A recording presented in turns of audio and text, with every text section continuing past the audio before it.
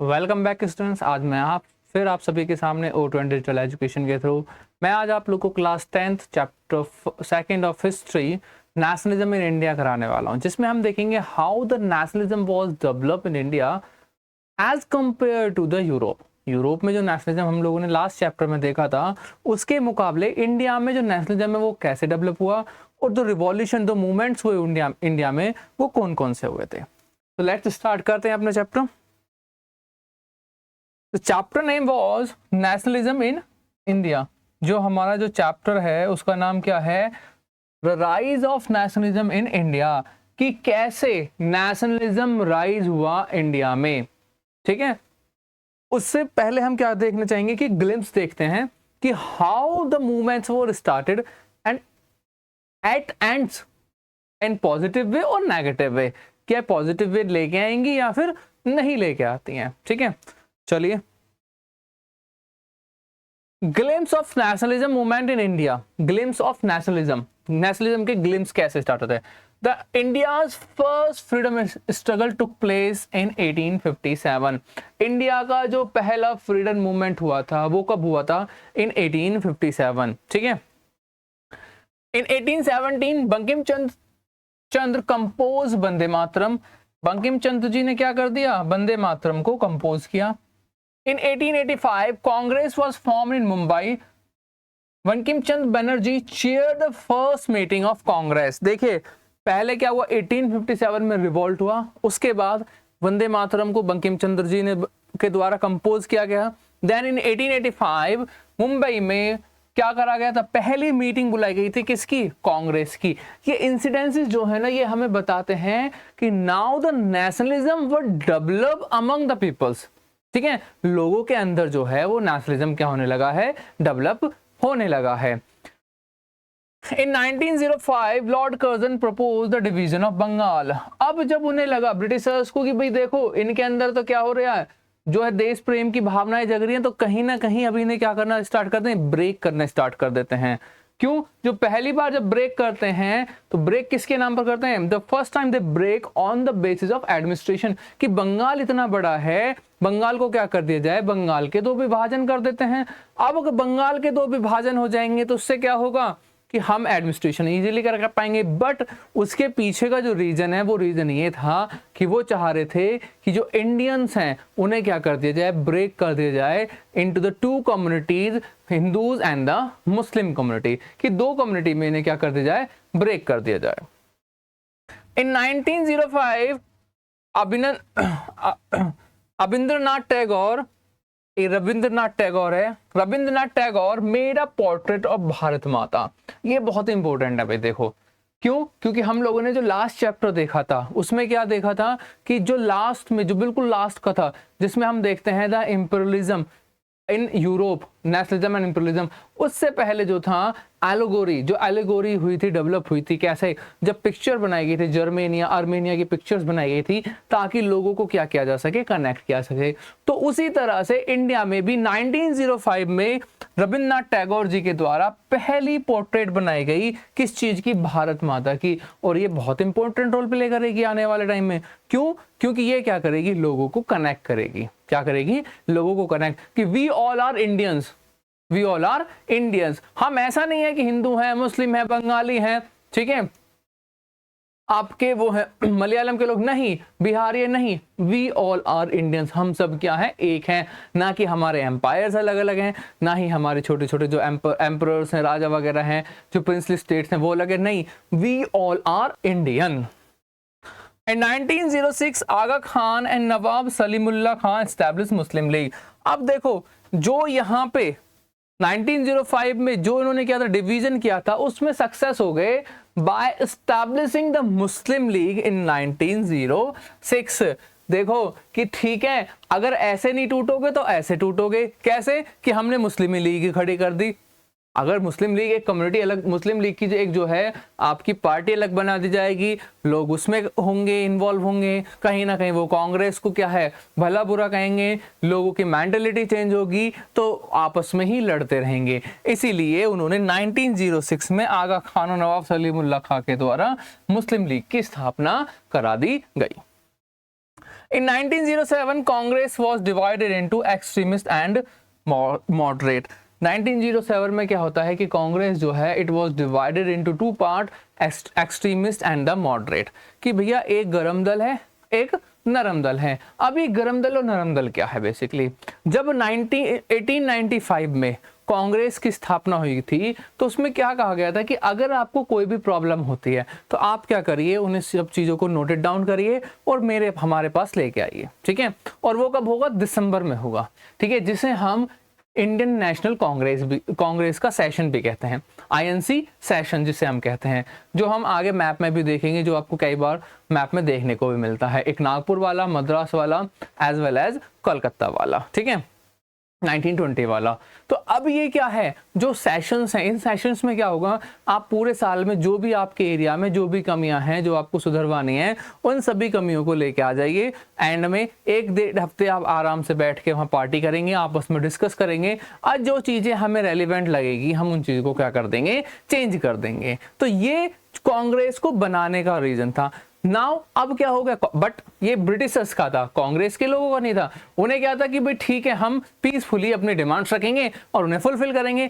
But now क्या हुआ, जो कांग्रेस थे उसमें एक्सट्रीमिस्ट भी हुए, ठीक है कौन हुए, एक्सट्रीमिस्ट भी। अब ये एक्सट्रीमिस्ट कौन है, एक्सट्रीमिस्ट जो नरम दल के लोग हैं कि नहीं हमें तो चेंजेस चाहिए, हम लिख के नहीं देंगे, हमें तो चेंजेस करवाने हैं, हमारे चेंजेस करके दीजिए। तो ये डिफरेंस जब आइडियोलॉजी का हुआ, then the Congress separated into two groups that were known as the extremist and the moderate. Moderate वही आपके नरम दल के और एक्सट्रीमिस्ट आपके कौन होंगे, जो गरम दल के लोग हैं। इन 1911 दिल्ली दरबार वाज ऑर्गेनाइज्ड।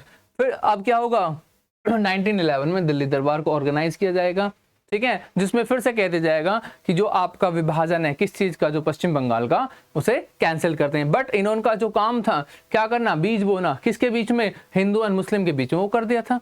ठीक है भाई, कांग्रेस को क्या करना है, कहीं ना कहीं कांग्रेस को अपोज करना है, किसके द्वारा, मुस्लिम लीग के द्वारा, और किसके बेसिस पे कि ये क्या है, हिंदूज हैं और आप क्या हैं, मुस्लिम्स हैं। तो division of society was started by the Britishers, ठीक है। हाँ हो गया हमारे स्टार्ट, अब ठीक है एडमिनिस्ट्रेशन हम अपने आप देख लेंगे, किसका, बंगाल का, कोई दिक्कत नहीं है हमें।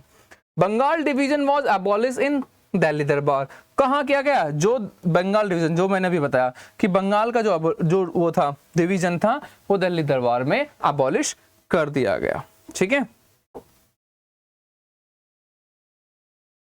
एक चीज और है इसमें, वो क्या है, in Delhi Darbar capital was transfer from Calcutta to या कोलकाता टू दिल्ली। क्या कर दिया गया, कैपिटल जो थी उसे ट्रांसफर कर दिया गया, कहां से कहां, फ्रॉम कोलकाता या कैलकत्ता टू दिल्ली की। अब जो भी कैपिटल होगी वो क्या होगी, वो दिल्ली होगी, ठीक है। अब कोलकाता नहीं है, अब कौन होगी कैपिटल, दैट वाज दिल्ली। कब, इन 1911 में, जो कि दिल्ली दरबार लगाया गया था।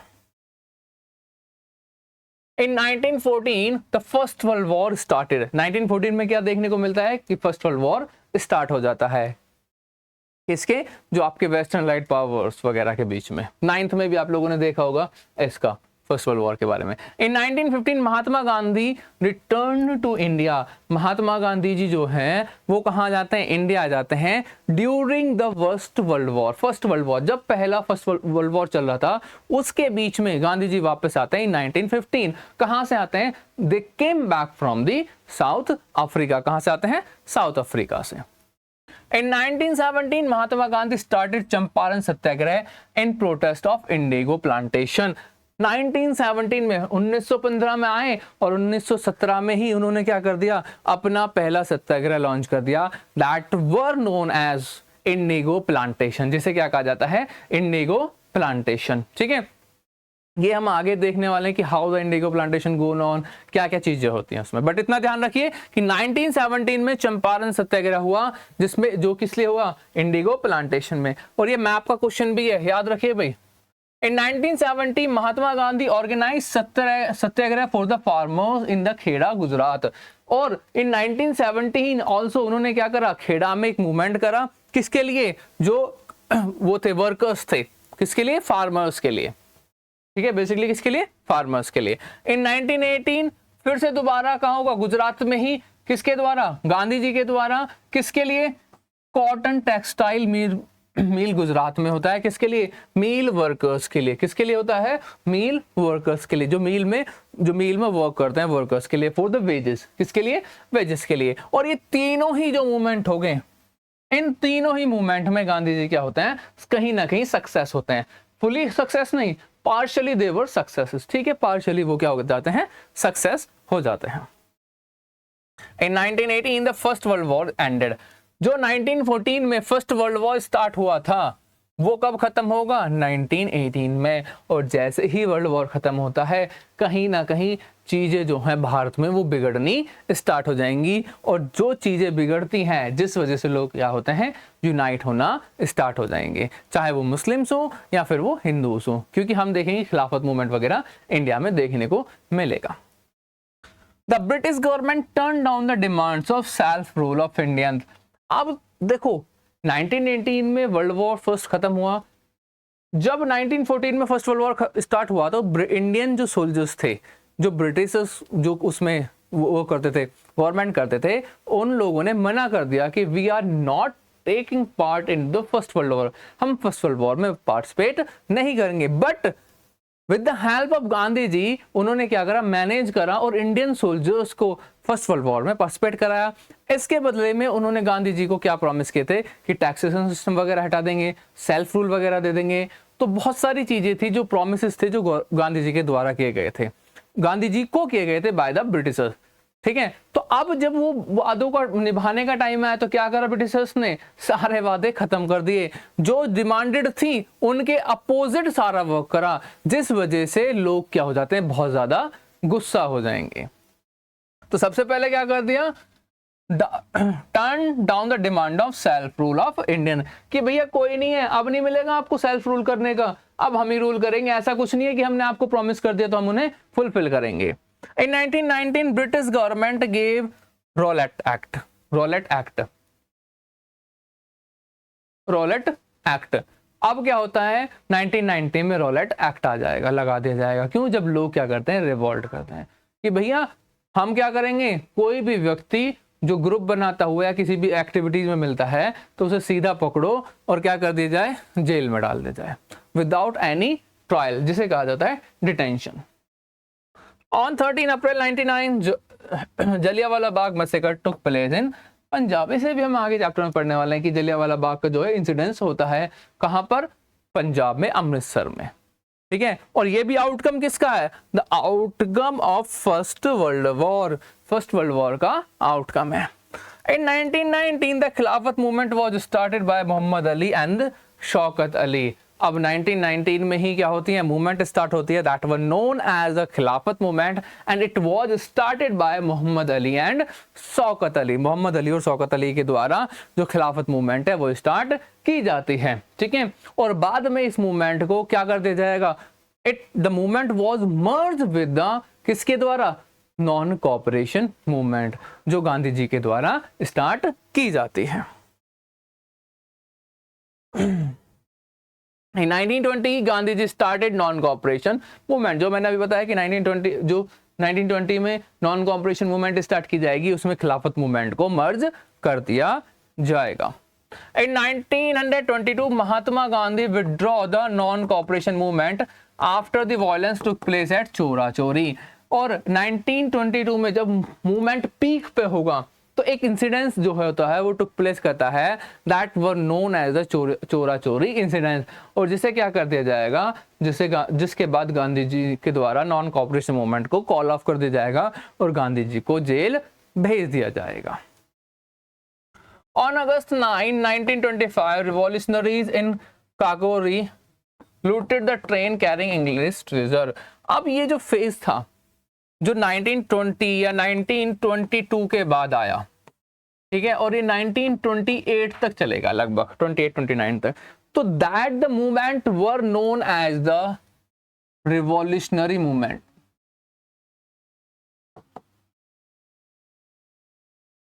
रिवॉल्यूशनरी टाइम पीरियड,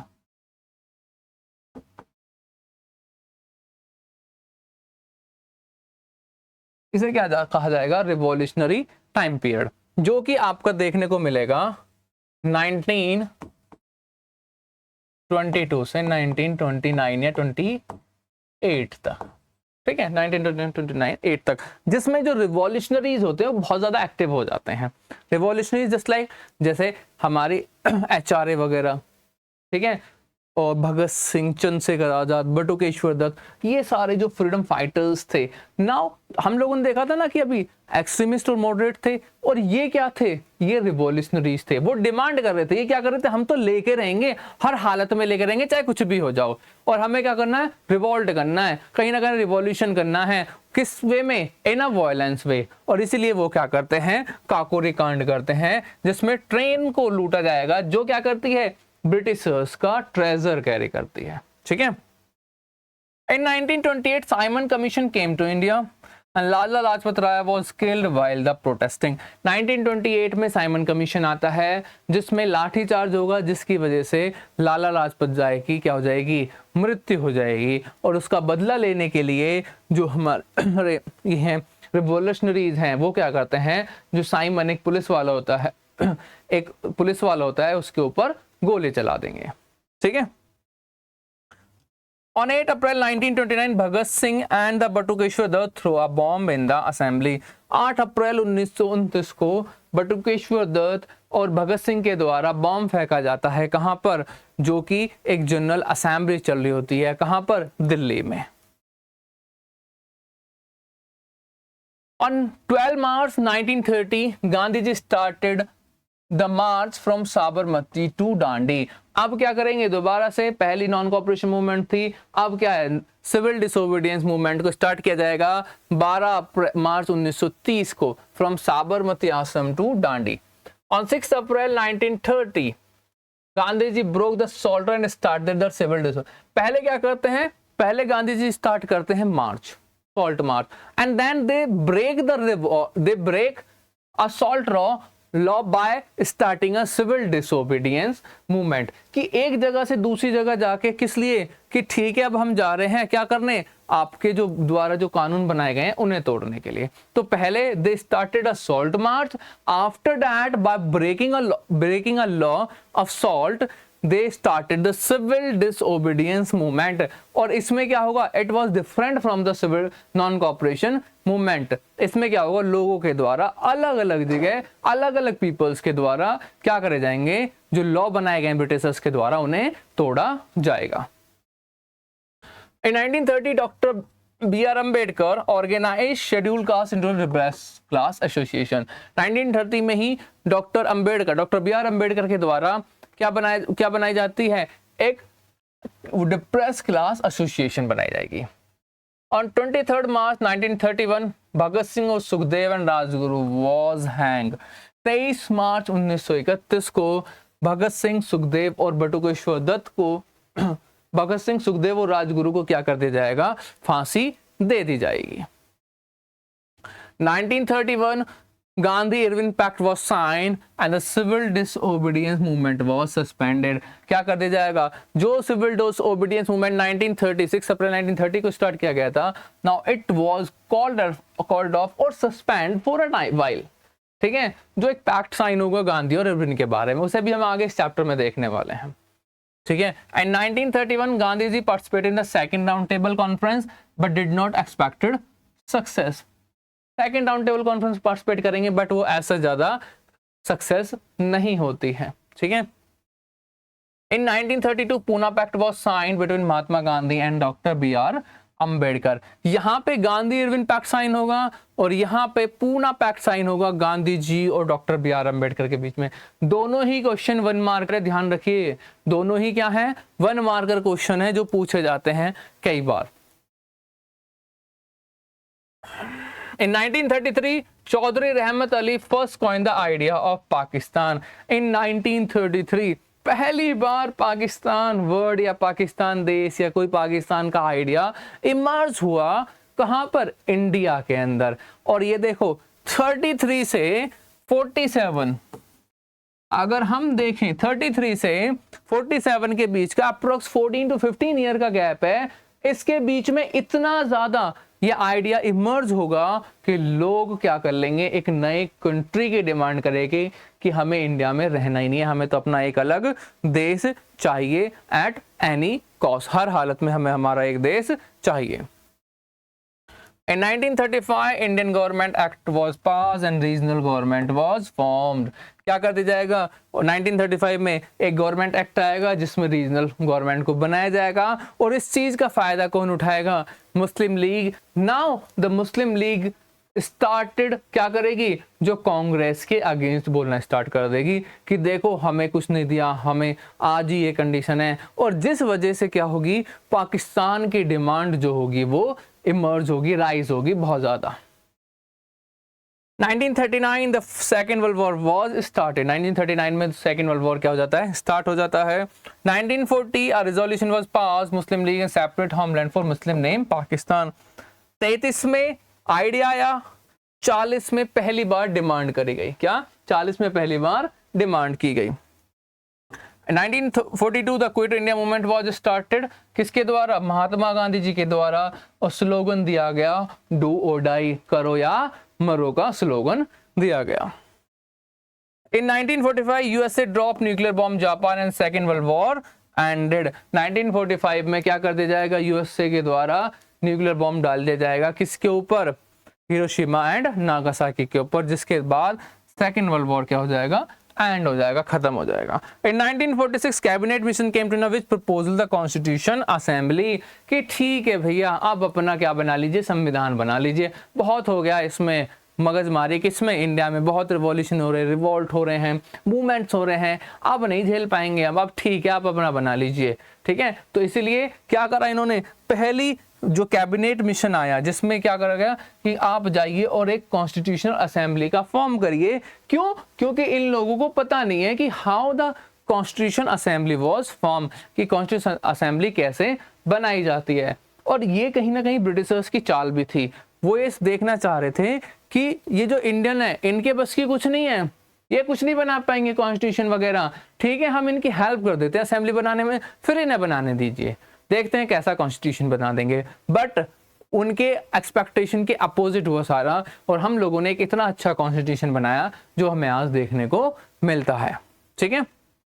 चलिए, तो ये जो ग्लिम्स थे हमारे चैप्टर फर्स्ट सेकंड के नेशनल इन इंडिया के, वो खत्म हो गए। Now we will start the our real chapter. But इसमें से क्या है, 1 मार्क के क्वेश्चंस आप लोग को देखने के मिलेंगे, ठीक है। नेशनलिज्म क्या है, nationalism, what was the nationalism? Nationalism refers to the feeling of oneness and common consciousness that emerge when the people living in a common territory share the same historical, political and cultural backgrounds। क्या होता है, जब लोगों के अंदर एक भावना develop होती है, ठीक है, कहाँ, जो एक सेम कम्युनिटी में रहते हैं, same culture background, political, historical, political background को वो रेफर करते हैं। People may be speaking different languages in case of India, but love for their nation keeps them together। चाहे हमारा अलग कल्चर क्यों ना हो, हमारी अलग लैंग्वेज क्यों ना हो, चाहे हम अलग अलग रिलीजन से ही बिलोंग क्यों ना करते हो, बट हमारे अंदर क्या है, फीलिंग है, फीलिंग्स टूवर्ड्स अवर नेशन, और यही है नेशनलिज्म इन इंडिया। इसे ही कहा जाता है नेशनलिज्म, देश के प्रति भावना जो हमारी डेवलप होती है। अब अगर हम देखें कि नेशनलिज्म जो है वो कहाँ कैसे डेवलप हुआ, कैसे राइज हुआ, इंडिया का या यूरोप का, वो डिफरेंट था या नहीं था। Let's see, in Europe associated with the formation of nation state, वहां पे जो नेशनलिज्म था उन्हें क्या चाहिए, उन्हें अपना देश चाहिए, that were known as a nationalism. But India में ऐसा कुछ नहीं था, या कॉलोनीज में, colonies in India like Vietnam connected to their anti-colonial movement। हम कह सकते हैं कि यूरोप में उन्हें क्या चाहिए, अपना एक नेशन स्टेट चाहिए, बट कॉलोनीज की बात करें तो वो क्या करते हैं, national basically against the anti colonial movement. क्या एंटी कॉलोनियल मूवमेंट स्टार्ट की जाएगी, किसके खिलाफ, जो कि ब्रिटिशर्स के खिलाफ होगी, ठीक है। यहाँ पे क्या है, यहाँ पे हमने देखा यूरोप में एक नेशन स्टेट की डिमांड हो रही है, और यहाँ पे वो मूवमेंट किसके खिलाफ, जो कॉलोनियल मूवमेंट होगी, किसके खिलाफ, कॉलोनी के खिलाफ है वो मूवमेंट, उसे हम कह सकते हैं that was known as the nationalism. The first world War, Khilafat and non cooperation movement. First world War हुआ, खिलाफत मूवमेंट हुई, नॉन कोऑपरेशन मूवमेंट, जो अभी हम लोगों ने ग्लिम्स में देखते हैं, ठीक है। तो first world war basically the effects of first world war, first world war के इफेक्ट क्या है? The first world war led to a huge increase in defence expenditure. क्या करा? जैसे ही वर्ल्ड वॉर खत्म हुआ, ह्यूज एक्सपेंडिचर करा किसके ऊपर? डिफेंस के ऊपर। This was financed by war loans and by increasing taxes. किसके द्वारा? या तो लोन वगैरह, जो कंट्रीज क्या है जिन्होंने फर्स्ट वर्ल्ड वॉर में पार्टिसिपेट किया था, जो हार गई, उनके ऊपर क्या कर दिया कि आपको डेबिट पे करना पड़ेगा, उनसे पैसा लिया गया। या फिर क्या करा गया? Increasing by the taxes, tax बढ़ा दिए गए किसके अंदर? कॉलोनीज के अंदर। लेकिन जब मैंने कहा था ना कि फर्स्ट वर्ल्ड वॉर के स्टार्ट होने से पहले जब इंडियंस ने पार्टिसिपेट नहीं किया था, तो क्या कहा गया था कि ठीक है आप इसमें पार्टिसिपेट करिए, हम क्या करेंगे, आपको आपके टैक्स वगैरह को कम कर देंगे। बट यहाँ पे अपोजिट हो रहा है। Custom duties were raise, income tax was introduce to raise extra revenue. अब भैया कुछ ना कुछ तरीके तो निकालेंगे, क्या करने के लिए? टैक्स लेने के लिए। टैक्स के लिए वजह से क्या होगा? पैसा आएगा, इकोनॉमी अच्छी होगी, जीडीपी अच्छी होगी। तो उसके लिए उन्होंने क्या करा? इनकम टैक्स स्टार्ट कर दिए। किस चीज के लिए? टू रेज एक्स्ट्रा रेवेन्यू, ठीक है। कस्टम ड्यूटीज बढ़ा दी गई, इनकम टैक्स लागू कर दिया। पहली बार फर्स्ट वर्ल्ड वॉर के बाद इनकम टैक्स लागू होता है, जो आज भी देखने को मिलता है हमें। Prices of items increase during the war year. Simple सी बात है, वॉर चल रहा है, प्राइसेस ऑफ आइटम्स क्या होंगे? सिंपल है, इंक्रीज होंगे। जैसे अभी जो वॉर चल रहे हैं हमारे करंट सिनेरियो में, आप लोग देखेंगे कि जो रशिया का जो वॉर चल रहा है, ठीक है, उधर सेंट्रल एशिया में जो वॉर चल रहा है कंट्रीज के बीच में, इसकी वजह से क्या हो रहा है? कहीं ना कहीं इकोनॉमिक बूम आ रखा है, इन्फ्लेशन आ रखा है, ठीक है, क्योंकि चीजें जो है एक्सपोर्ट इंपोर्ट नहीं हो रही। टैक्स क्या कर दिए? बैन लगा दिए एक दूसरी गवर्नमेंट ने, तो लोग खरीद नहीं रहे हैं। जब उसकी शॉर्टेज होगी तो कहीं ना कहीं उसका इन्फ्लेशन आएगा, जो हमें देखने को करंट अफेयर्स में भी डेली न्यूज में देखने को मिलता है। और इसी वजह से इंडिया को जो है रशिया ने ऑफर करा है क्या? Floating nuclear power plant. Floating nuclear power plant, इसे आप शॉर्ट में जाके देख सकते हैं, इसके बारे में सारी जानकारी आपको मिल जाएगी। The price doubled between 1913 and 1918। 1913 से 1918 के बीच में क्या हो गए? जो प्राइसेस थे दे वर डबल्ड। और इसका रीजन हमें देखने को मिलेगा 1930 में, क्या मिलेगा? जो हमारा ग्रेट डिप्रेशन देखने को मिलता है। आउटकम कह सकते हैं। The common peoples were the worst suffers because of the price raise. जो कॉमन पीपल थे, जो गरीब लोग थे, वो बेचारे परेशान हो गए कि इतने ज्यादा टैक्सेस वगैरह बढ़ा दिए, इतने ज्यादा पैसा बढ़ा दिए, क्या करें, कैसे करें, इन्होंने तो हालत ही खराब कर दी है, ठीक है। Force recruitment of rural people in army was another causes of wide spread among people. लोगों के अंदर बहुत ज्यादा गुस्सा आने लगा। क्यों? क्योंकि फोर्सफुली ये लोग क्या करने लगे? रिक्रूट करने लगे। किसको? जो हमारे रूरल एरियाज के पीपल्स थे। कि फर्स्ट वर्ल्ड वॉर में पार्टिसिपेट कराया जबरदस्ती, ठीक है, उसके बाद जबरदस्ती क्या करना है? रिक्रूट करना है, ठीक है। Crop failure in many parts, हमें देखने को मिलेगा एक टाइम पीरियड ऐसा आता है कि जिसमें क्रॉप जो होती है फेल हो जाती हैं। किस वजह से? क्योंकि एक टाइम आता है जिस वजह से क्या हमें देखने को मिलती है? ड्रॉट आ जाती है, ड्रॉट, फेमाइन, सूखा पड़ जाएगी, ठीक है। और जब फेमाइन आएगी जिस वजह से क्या होगा? सूखा पड़ेगी और क्रॉप्स जो हो जाएंगी वो फेल हो जाएंगे। Result in acute shortage of food, बहुत ज्यादा शॉर्टेज मिलेगी। कहां पर? इंडिया में फूड की। Influenza epidemic further aggravated the problem. Influenza epidemic भी जो है वो हर्ट करता है। दो कंडीशन हो गई है, फूड का शॉर्टेज हो गया और इन्फ्लुएंजा एपिडेमिक आ गया है। According to the 1921 census, about 12 to 13 million people were died because of famine and epidemic। जो आपदा आई और जो फमाइन आई, जो ड्रॉट पड़ी, जो सूखा पड़ी, जिसकी वजह से लगभग 12 से 13 मिलियन, 12 to 13 मिलियन पीपल्स की क्या हो जाती है? मृत्यु हो जाती है, डेथ हो जाती है, ठीक है। द आइडिया ऑफ सत्याग्रह, जो अभी हम लोगों ने देखा, that were basically known as the impact of World war, first world War, ठीक है। अब देखते हैं the idea of satyagraha. Idea of satyagraha कैसे डेवलप हुए? अब ये जो सत्याग्रह जो मूवमेंट्स हम लोगों ने देखे थे ना, ये किसके बीच में? 1914 से लेके 1918 के बीच में, जब फर्स्ट वर्ल्ड वॉर हुआ था, ठीक है। मीनिंग ऑफ सत्याग्रह क्या है? It was a new mode of struggle based on the truth and non violence. किसके? सत्याग्रह का मतलब है आइडिया, एक ऐसा आइडिया जो क्या होगा, ट्रुथ और नॉन वायलेंस को दोनों को साथ लेके चलेगा कि ठीक है हम सच हैं, हमारा ट्रुथ हमारे साथ है, और हम क्या करेंगे, नॉन वायलेंस करेंगे, जिसके साथ हम गवर्नमेंट के साथ लड़ेंगे, जिससे हमें क्या मिलेंगे, जो हमारी प्रॉब्लम्स हो रही हैं वो क्या हो जाएंगी, शॉर्ट आउट हो जाएंगी। That was the idea of satyagraha which was initiated by the Gandhi ji. अब देखते हैं महात्मा गांधी जी का सत्याग्रह क्या था। The method of Satyagraha was based on the idea that if someone is fighting for an true cause, अगर कोई व्यक्ति किसी के सच्चे कारण, ट्रू कॉज की वजह से लड़ रहा है, there is no need to use any physical force, तो इसमें कोई भी फिजिकल फोर्स यूज करने की जरूरत नहीं है। टू फाइट द ऑपरेसर्स, जो आपको क्या कर रहे हैं, ऑप्रेस कर रहे हैं, दबा रहे हैं। Gandhi ji believed that a satyagraha could win a battle through non-violence, therefore without the being aggressive or revengeful। Gandhi ji मानते थे कि हम जो है ये क्या है, हम जीत जाएंगे किसके बिना, बिना युद्ध के, कोई भी बैटल के, किसी भी नॉन वायलेंस के, और विदाउट बीइंग अग्रेशन और रिवेंजफुल, कोई भी गुस्सा नहीं करना है और कोई भी रिवेंज लेने की भावना हमारे अंदर नहीं रखनी है, तो हम क्या करेंगे, जीत जाएंगे। किसको, by the idea of satyagraha. ठीक है, start of satyagraha in the India by the Mahatma Gandhi ji. तो इंडिया में जो पहली बार जो सत्याग्रह जो स्टार्ट किए गए थे, it was initiated by the Mahatma Gandhi. Mahatma Gandhi return to India in January 19। His heroic fights for the Indians in South Africa was well known. His noble method of mass agitation known as Satyagraha has yielded good result।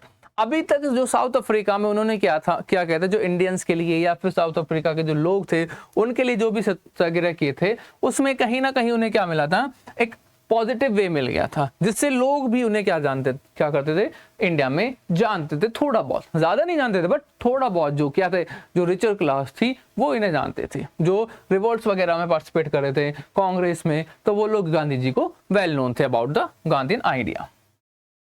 ठीक है, in 1970 Gandhi ji travel to Champaran Bihar, ठीक है, to inspire the peasant to struggle against the oppressive plantation system. Gandhi ji 1917 में कहा जाएंगे, 15 में India वापस आए, उस 1917 में वो कहा जाएंगे, बिहार जाएंगे, किसके खिलाफ लड़ने के लिए, ऑपरेशन प्लांटेशन सिस्टम के खिलाफ। अब ये क्या था क्या ये ऑपरेशन, इसमें बेसिकली हुआ क्या कि जो वो थे ब्रिटिशर्स थे, उन लोगों ने इंडिगो प्लांटेशन कराया गया। अब ये इंडिगो प्लांटेशन होता क्या है, बेसिकली अगर मैं कहूं कि ये एक खेत है, लैंड का एरिया था, ये फार्मर ए को दे दिया गया, ठीक है, फार्मर ए को दे दिया गया, किसके द्वारा, ब्रिटिशर्स के द्वारा, और इसका 1/3 एरिया, कितना, 1/3 एरिया के लिए बोल दिया गया कि इसमें आप सिर्फ ग्रो करेंगे क्या, इंडिगो। क्या ग्रो करना है, इंडिगो। अब ये इंडिगो क्या है, इंडिगो बेसिकली क्या होता है, नील होता है, ब्लू कलर जो होता है, जो हम लोग कपड़े में लगाते हैं। It was known as the natural colour, जो नेचुरल कलर होता है ब्लू कलर का। बट 1917 आते आते फर्स्ट वर्ल्ड और आते आते क्या होता है, इंडस्ट्रियल डेवलपमेंट होते हैं, और क्या मिलता है, artificial colour, artificial colour, artificial colour देखने को मिलेंगे। अब ये आर्टिफिशियल कलर क्या थे, आर्टिफिशियल कलर जैसे ही है जो हमें आज भी देखने को मिलते हैं, जो हमारे शर्ट वगैरह का, जैसे रेड कलर है, ये ब्लैक कलर है, तो इन्हें क्या करने लगे, जो कंपनीज थी, जो इंडस्ट्रीज थी, वो बनाने लगी आर्टिफिशियल कलर्स को। जब कलर का फॉर्मेशन होने लगा, स्टार्ट हो गया, तो अब उन्हें जो ये नेचुरल कलर है जो कि महंगा पड़ रहा था वो चाहिए नहीं, तो ब्रिटिशर्स ने क्या करा कि हमें जो इंडिगो है ये नहीं चाहिए। बट ठीक है, अगर 1/3 की बात होती तो चल जाता, बट वहां के जो बिहार के जो चंपारण के लोग थे, उन्होंने क्या कर लिया, they started the plantation of indigo in the whole area. क्यों, that the reason behind that the indigo were known as the cash crop during these days। क्या कहने लगे इसको, कैश क्रॉप, ठीक है, क्या कहा गया, कैश क्रॉप, कि ठीक है आप काटिए और तुरंत के तुरंत साथ के साथ पैसा लीजिए। तो जिस वजह से लोग क्या होने लगे कि पूरे एरिया में उन्होंने अपना प्लांटेशन करने लगे, किसकी, इंडिगो की। अब ब्रिटिशर्स ने मना कर दिया और क्या कह दिया कि हमें नहीं पता, हमें तो हमारा पैसा चाहिए, टैक्स चाहिए, अगर नहीं दे रहे तो छीन के दूसरे व्यक्ति को देने लगे। तो इसके खिलाफ लड़ने के लिए गांधी जी कहाँ जाते हैं, कहाँ जाते हैं, चंपारण जाते हैं, बेसिकली बिहार में।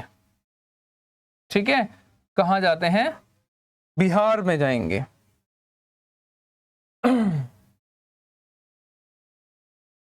ठीक है, तो ये था कंडीशन जो गांधी जी के द्वारा उन्हें बिहार लेके जानी पड़ी।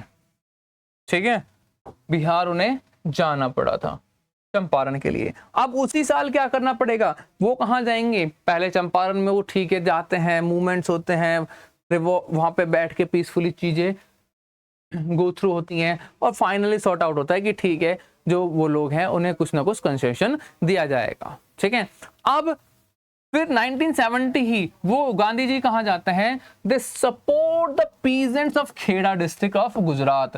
पीजेंट्स, जो पीजेंट्स थे ऑफ खेड़ा डिस्ट्रिक्ट, उन्हें सपोर्ट करने जाते हैं, किस चीज के लिए, due to the crop failure and a plague epidemic, the peasants of Kheda could not pay the revenue, but demanded that revenue collection by the release। जो डिमांड करा जा रहा था किस चीज के लिए, रेवेन्यू कलेक्शन के लिए।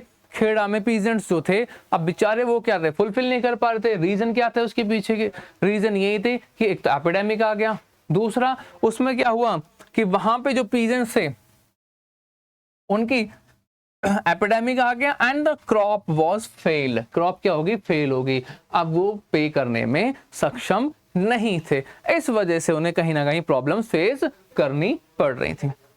In 1918, Mahatma Gandhi went to Ahmedabad to organize Satyagraha movement among the commonweal worker। अब 1917 में खेड़ा भी हो गया, 1917 में आपको चंपारण भी हो गया। नाउ इन 1918 वो कहाँ जाते हैं, अहमदाबाद जाते हैं, जो कॉटन मिल वर्कर होते हैं उनके वेजेस को हाइक कराने के लिए। ठीक है, तो ये तीनों जो मूवमेंट देखने को मिलेंगे, that was start by the satyagraha movement by the Gandhi ji. हमें तीन ही सत्याग्रह मिलते हैं पीसफुली, ठीक है, पर्टिकुलर एरियाज में। 10 सत्याग्रह जो किए जाते हैं वो एक छोटे एरिया में किए गए, not a national level. National level पे हमारे फिर क्या मिलेंगे, मूवमेंट्स मिलेंगे।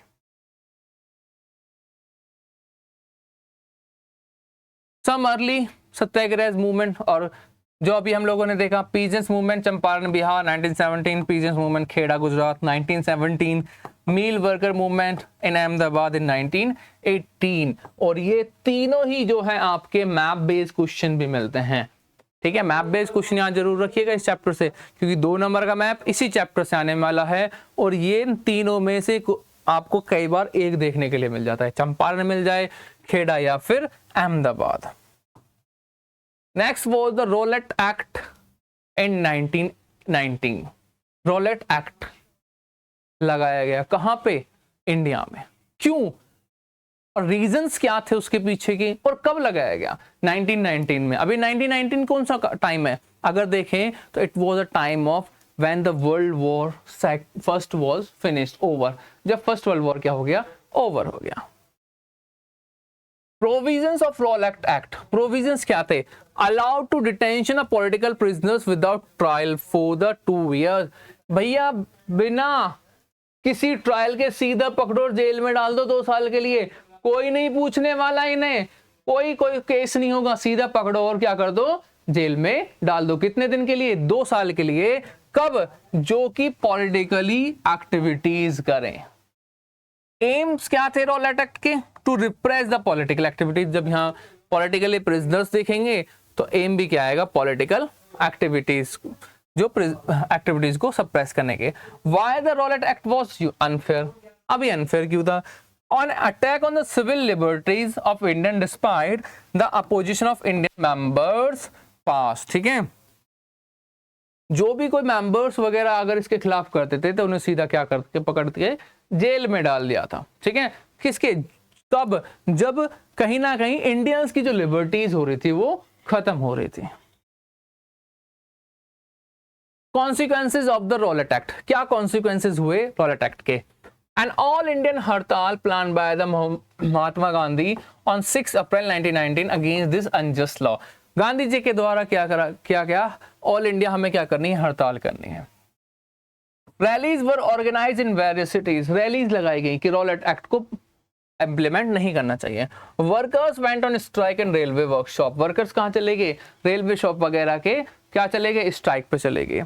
शॉप्स क्लोज डाउन, शॉप्स बंद होगी. ठीक है. Local leaders were pick up from Amritsar. इन सब के बदले में क्या हुआ, जो पॉलिटिकल लीडर्स थे, कहाँ के, जो लोकल लीडर्स थे from the Amritsar, they were pick up and put into the jail behind the bars. क्या कर दिया, जेल में पकड़ा और उन्हें पकड़ा और जेल में बंद कर दिया. ठीक है, कि भैया अब क्या है, आपने रॉलेट एक्ट को वो क्या है तोड़ा है, ब्रेक करा है, तो आपको क्या किया जाएगा, जेल में डाला जाएगा. Attacks on banks, post office and the railway, और इसके बदले में लोगों ने क्या कर दिया, अटैक कर दिया bank, post office and the railways में. अब जब अटैक मिलेगा कहाँ, अमृतसर में. Now the British government implemented the martial law. ध्यान रखना ये वर्ड, क्या, martial law. Martial law. Martial law was implemented in 1919 by the British government on the against when the attacks on banks, post office and the railways were taken by the people. ठीक है, चलिए आगे चलते हैं. Rowlatt Act 1919 क्या था basically ये. The Rowlatt Act was passed by the Imperial Legislative Council in 1919. The Indian members did not support the act. Indians ने इसे सपोर्ट नहीं करा, but it was pass. Nevertheless, the act gave enormous power to the British government to repress political activities, allowed the detention political prisoners without the trial for 2 years. Simple सी बात है, जो भी हम लोगों ने पढ़ा पीछे, क्या करना है, कहीं ना कहीं पॉलिटिकल एक्टिविटीज को कंट्रोल करना है. क्या करना है, पॉलिटिकल एक्टिविटीज को कंट्रोल करना है. इसके पीछे का एक रीजन और है. अभी हम लोगों ने जब ग्लिम्स देख रहे थे तो उसमें 1906 में स्प्लिट देखने को मिला था, किसका, मॉडरेट एंड एक्सट्रीमिस्ट. मॉडरेट और एक्सट्रीमिस्ट का. Now the moderate and the extremist merge towards each other in 1916. After the Congress session in 1916 क्या कर दिया जाएगा, दोनों मर्ज हो जाएंगे, जिस वजह से अब कहीं ना कहीं ब्रिटिशर्स को पॉलिटिकल एक्टिविटीज को कंट्रोल करना था. बट इन 1916 में तो कर नहीं सकते, क्योंकि वो बिजी थे कहां पर, इन द फर्स्ट वर्ल्ड वॉर. तो जैसे ही वर्ल्ड वॉर खत्म हुआ तुरंत इन्होंने रॉलेट एक्ट को ले आए ताकि पॉलिटिकल एक्टिविटीज को वो क्या कर सकें, रोक सकें. और जिसमें टाइम भी अभी हमने देखा, गांधी जी ने भी 3 मूवमेंट कर दिए. कौन कौन से, चंपारण, खेड़ा एंड अहमदाबाद. तो कहीं ना कहीं ब्रिटिशर्स की सॉवरेनिटी के ऊपर ये क्वेश्चन था कि आपकी कॉलोनी में ही क्या हो रहे हैं, पॉलिटिकल एक्टिविटीज इतनी ज्यादा बढ़ रही हैं, तो उन्हें कंट्रोल करने के लिए रॉलेट एक्ट पास किया गया. On 6 April 1919 Gandhi ji launch a nation wide satyagraha against the proposed Rowlatt Act. They call a strike on the 6th April, got a huge response. People came out in the support of various cities. Shops were shut down. Workers, railway workers went on a strike. ठीक है, 6 अप्रैल को गांधी जी के द्वारा इसके खिलाफ strike की जाती है, हड़ताल की जाएगी, और लोग इसे अलग अलग जगह पे अलग अलग तरीके से सपोर्ट करते हैं, जो भी हम लोगों ने लास्ट में देखा था. The British administration decided to clamp down the nationalists. Several local leaders were arrested. Mahatma Gandhi was barred from the entering Delhi. Mahatma Gandhi को क्या बोल दिया कि आप दिल्ली में एंटर नहीं करेंगे, और बाकी लीडर्स को अरेस्ट कर लिया गया था. क्यों, क्योंकि गांधी जी कहीं ना कहीं धीरे धीरे क्या हो रहे थे, पावर में आ रहे थे. पावर का मतलब है कि लोगों के अंदर, लोगों के बीच में उनकी कहीं ना कहीं पहुंच होती थी कि लोग उन्हें सपोर्ट कर रहे थे. जलियांवाला बाग इंसिडेंट्स. अब देखिए कैसे जलियांवाला बाग इंसिडेंट्स जो है इंसिडेंस होता है. अभी हमने देखा कि क्या कर दिया, मार्शल लॉ लगा दिया भाई, और मार्शल लॉ ही क्या बनता है, जलियांवाला इंसिडेंट्स का कारण बनता है basically. On 10th April 1919, Amritsar police fire open a peaceful procession. This proved widespread attack on government establishment. Martial law was imposed. Amritsar and the command of the area was given to the General O'Dwyer. जो 6 अप्रैल में गांधी जी के द्वारा movement start की जाती है, 10 अप्रैल को अमृतसर में police के द्वारा ओपन फायर कर दी जाएगी और लोगों को मार दिया जाएगा। 1-2 व्यक्ति की जो है डेथ हो जाती है, जिस वजह से उस कंडीशन को कंट्रोल करने के लिए मार्शल लॉ इंप्लीमेंट किया जाता है और उस एरिया की जो कमांड दी जाती है that was given to the General O Dyer. The infamous shocking Jallianwala Bagh massacre took place on 13 April. कब? जो शॉकिंग भी था, जो कब होता है? 13 अप्रैल को देखने को मिलेगा। The day on which Baisakhi celebration Punjab, a crowd of villagers came to participate in the fair in Jallianwala Bagh. It was enclosed from all sides with a narrow entry point. होता क्या है इसमें, देखिए सुनिए। जलियांवाला बाग जो massacre होता है या इंसिडेंट जो होता है, कैसे होता है?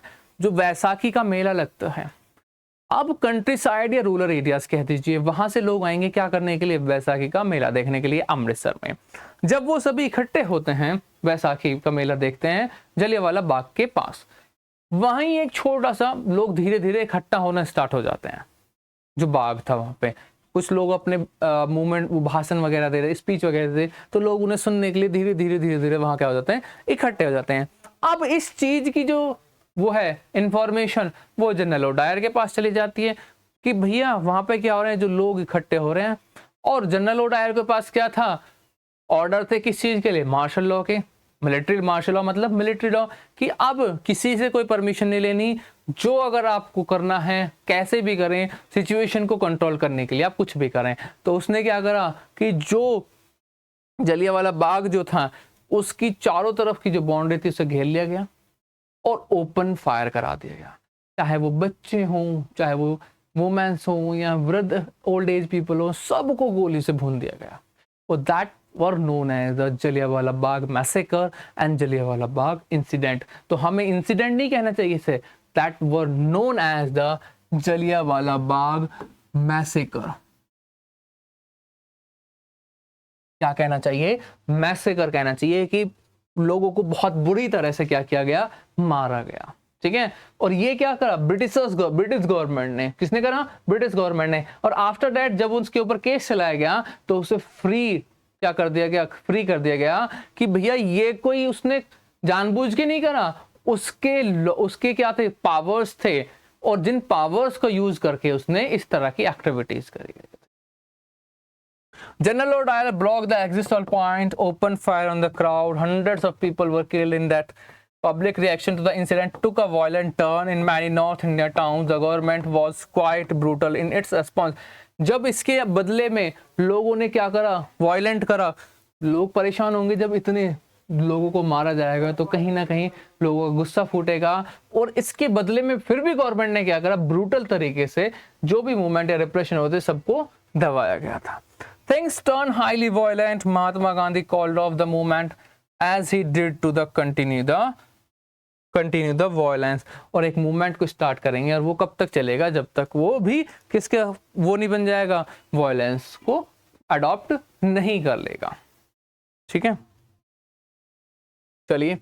The impact of Jallianwala Bagh. अब जलियांवाला जो बाग होता है उसका क्या इम्पैक्ट होता है? Crowds took to the streets in many north Indian towns. लोग कहाँ जाएंगे? सड़कों पर आ जाएंगे इसके खिलाफ।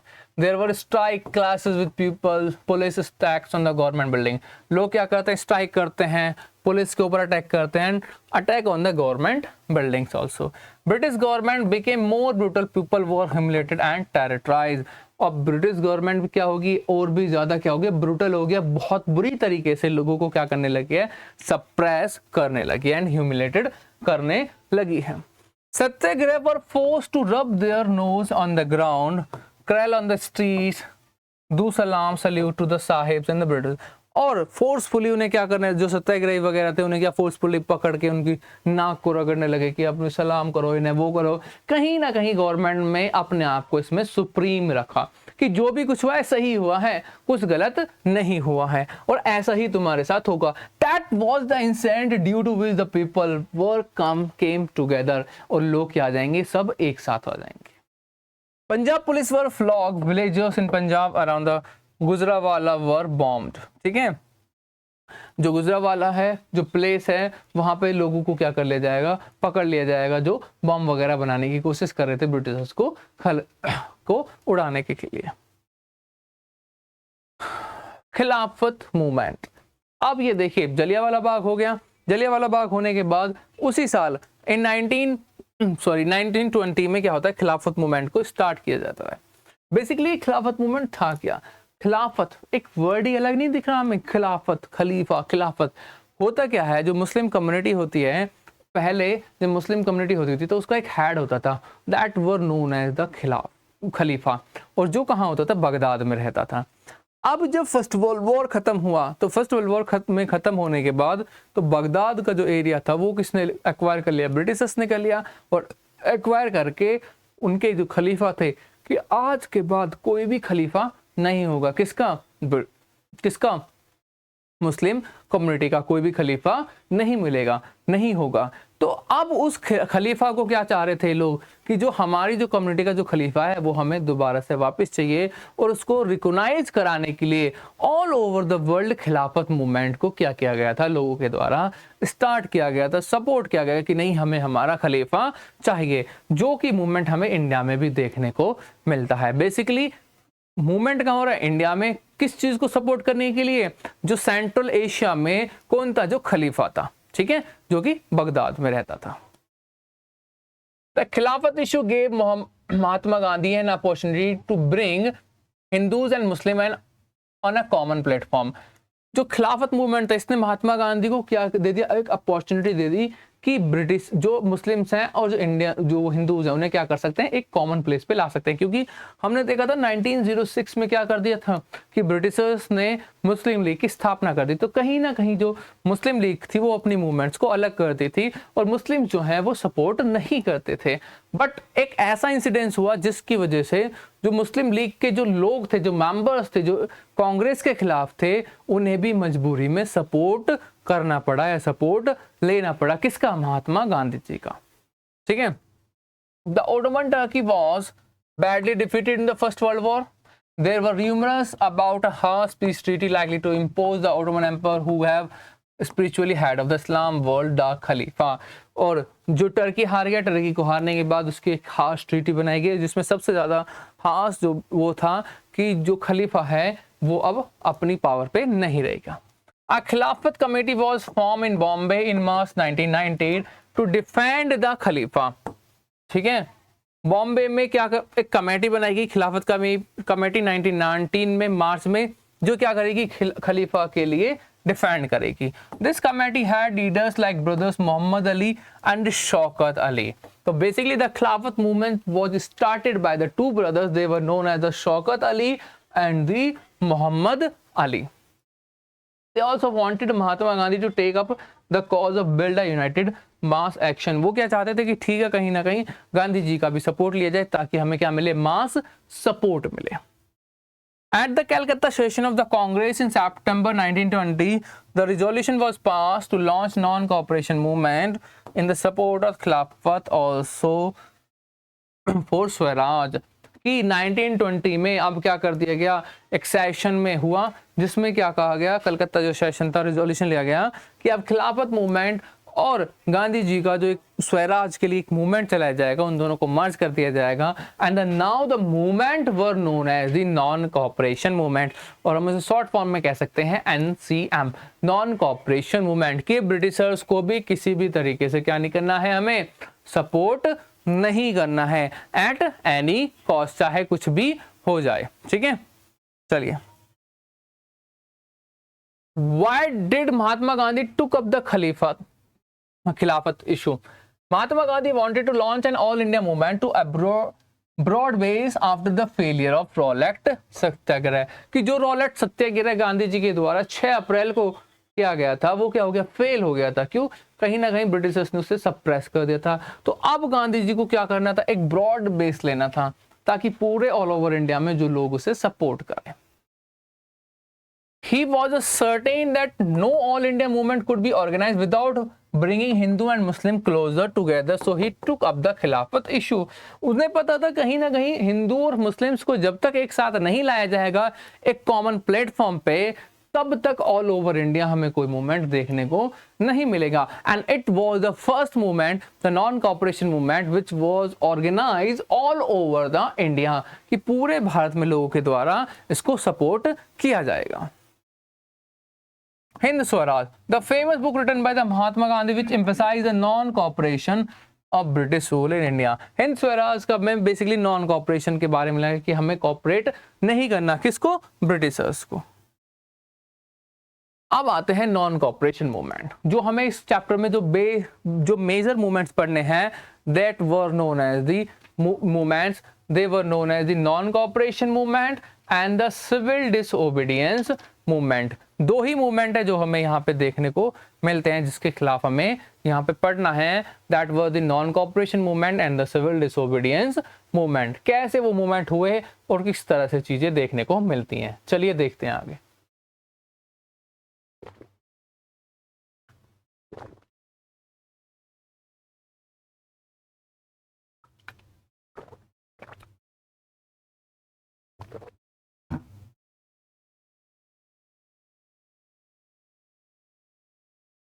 In his famous book Hind Swaraj 1909, Mahatma Gandhi declared the British rail was British rule was established in India with the cooperation of India and had survived only because of this cooperation।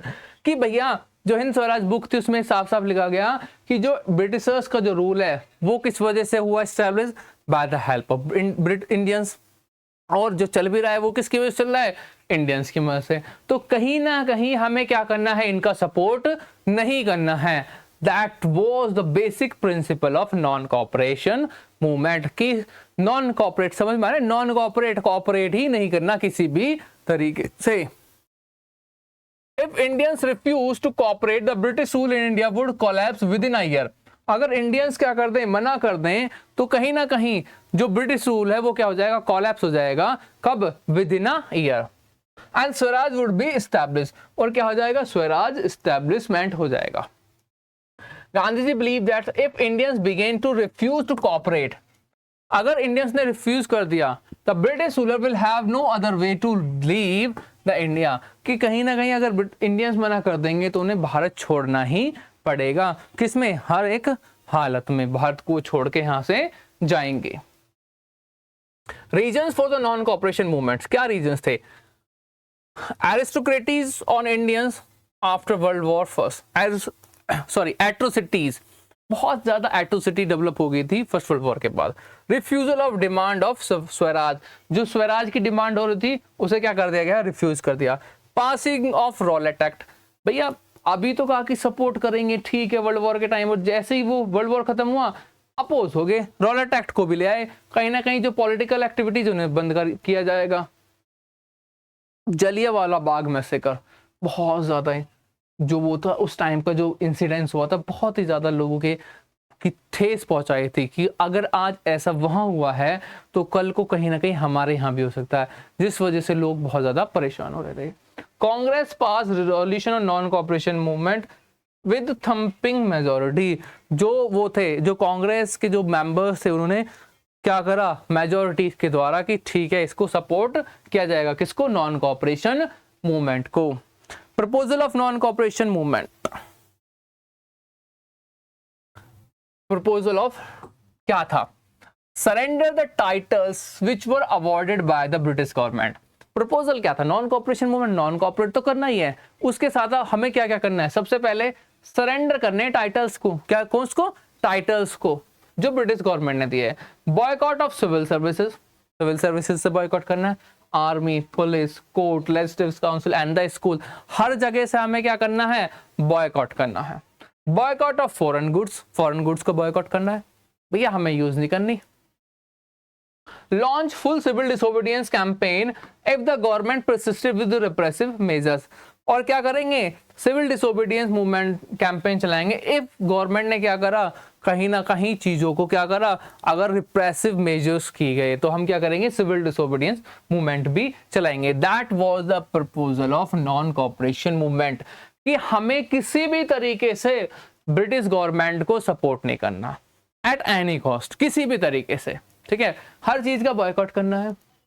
Indian goods का use करना है, Indian products का use करना है। जैसे आज गांधी मोदी जी के द्वारा मेड इन इंडिया हो रहा है, उसी तरह वहां क्या कहेगा कि जो भी चीज इंडिया में बन रहा है उसी का यूज करना है, बाकी किसी का यूज नहीं करना, ब्रिटिशर्स की चीज का सामान जो है उसका यूज नहीं करना।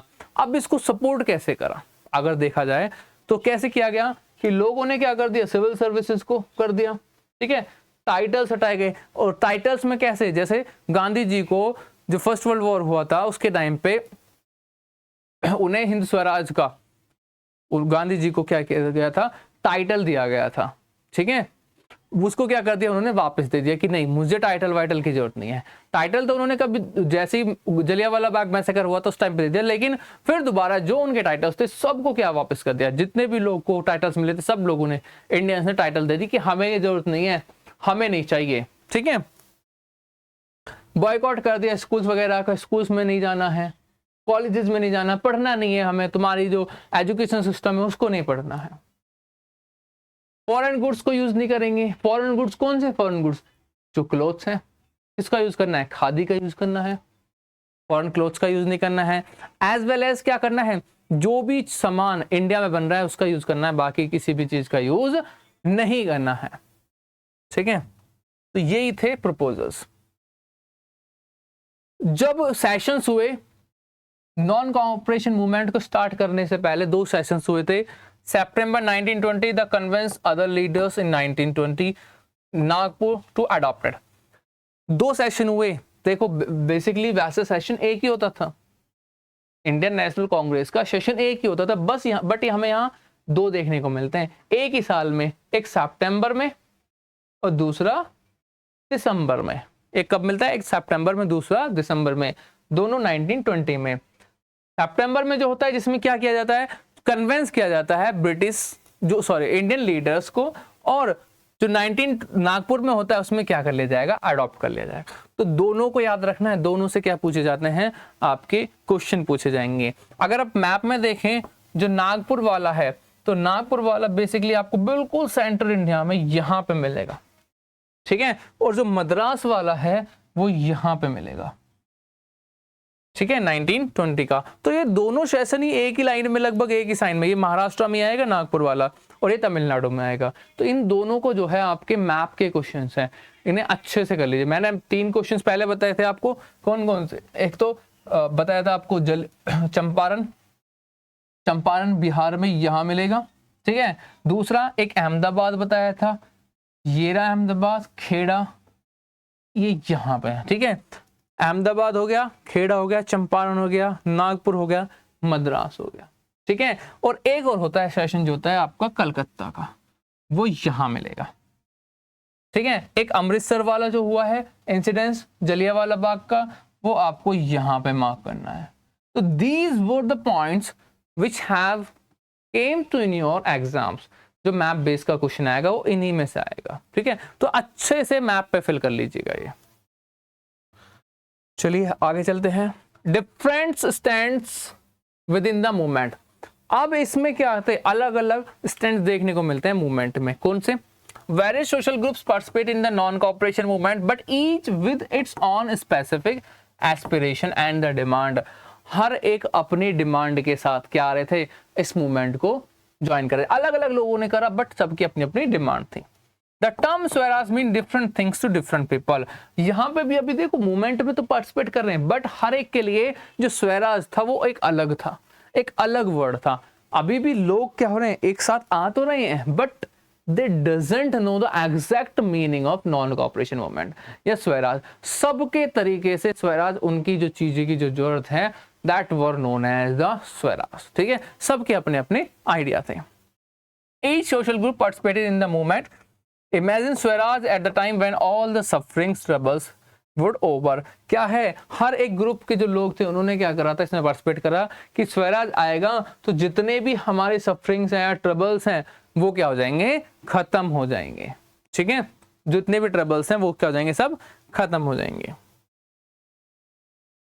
अब देखते हैं कैसे अलग अलग प्लेसेस पे। तो सबसे पहला आएगा हमारा अवध। सबसे पहला क्या है हमारा, Awadh. The peasants movements in Awadh was led by the Baba Ramchandra। किसके द्वारा, बाबा रामचंद्र के द्वारा। He was सन्यासी who had earlier worked in Fiji। Fiji क्या है, एक आइलैंड था। As and the indentured labour, indentured labour मतलब होता है एक बॉन्डेड लेबर वगैरह से जबरदस्ती वर्क कराया जाता है। The peasants were against the high rent and the many other seizures which were demanded by the talukdars and the landlords. The peasants were demand reduction of revenue, abolition of beggar and a social boycott of oppression of landlord. तो देखो अवध में जो movement हो रहा है, जो non cooperation movement हो रहा है, वो किस लिए हो रहा है कि जो तालुकदार्स के द्वारा जो डिमांड बढ़ाई जा रही है, उस डिमांड को क्या करना है, खत्म करना है। भैया हमारी डिमांड्स जो हो रही हैं, जो डिमांड्स बहुत ज्यादा हाइक हो रही हैं, उन्हें क्या करना है, खत्म करना है। उसके लिए क्या हो रहे थे, रिवॉल्ट जो है, लोगों ने नॉन कॉपरेशन मूवमेंट को किया, कहां पर, अवध में। ठीक है।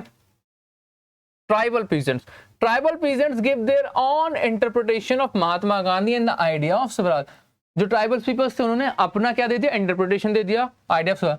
The tribals were prevented from entering the forest to graze cattle, to collect fruits, firewood. The new forest laws were posing threats to their livelihood.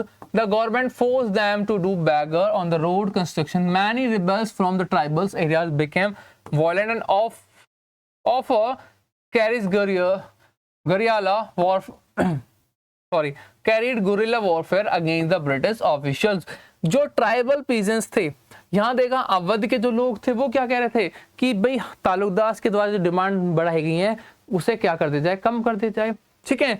यहाँ पे जो ट्राइबल लोग थे उन्हें क्या था, ट्राइबल्स लोग किस चीज से परेशान थे, कहीं ना कहीं जो ब्रिटिशर्स थे उन्होंने क्या किया था, उन्हें फॉरेस्ट वगैरह में एंट्री देने से बंद कर दिया था, ग्रेजिंग वगैरह के लिए। तो ये सारी जो प्रॉब्लम्स फेस हो रही थी, तो उन्होंने कहा कि भैया ठीक है, इन चीजों को जो क्या खत्म कर लिया जाए। और इसके अगेंस्ट में उन लोगों ने क्या कर लिया, गुरिल्ला वॉरफेयर को अपनाया कि मारो और भागो। गुरिल्ला वॉरफेयर क्या होता है कि जो किसके द्वारा अपनाया गया था, शिवाजी के द्वारा भी अपनाया गया था।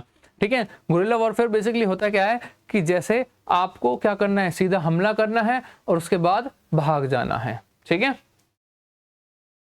नेक्स्ट है Swaraj in the plantation. Swaraj in the plantation. The plantation workers were prevented from the leaving the tea garden without the permission.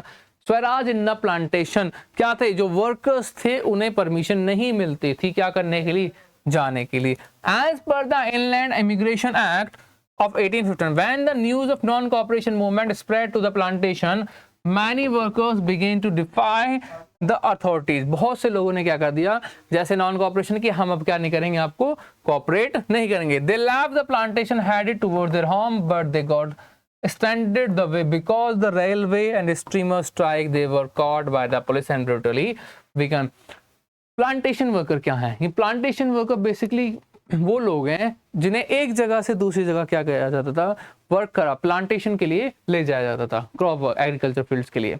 अब वहां पे जब उन्हें ले जाया जाता था तो उन्हें फ्री नहीं किया जाता था कि वहीं आपको वर्क करना है कंटिन्यूसली। अब जब उन्हें पता नॉन कॉपरेशन मूवमेंट स्टार्ट हुई तो वो जो प्लांटेशन वर्कर्स थे वो क्या करते हैं, वो वहां से वापस आते हैं। ठीक है कि नहीं भैया हमें नहीं करना अब यहाँ पे, अब हमें क्या करेंगे, जो अथॉरिटी थी उसको डिनाई करने लगे कि हम नहीं करेंगे, नॉन कॉपरेट करना, और वहां से वो निकल दिए, चल दिए। बट क्या हुआ, जब उन्होंने देखा रेलवे वगैरह बंद है तो क्या करें, बेचारे पकड़े गए, उसको बहुत बुरी तरह से पीटा गया, कुछ जंगलों में चले गए, जंगली जानवर वगैरह के द्वारा मार दिए गए।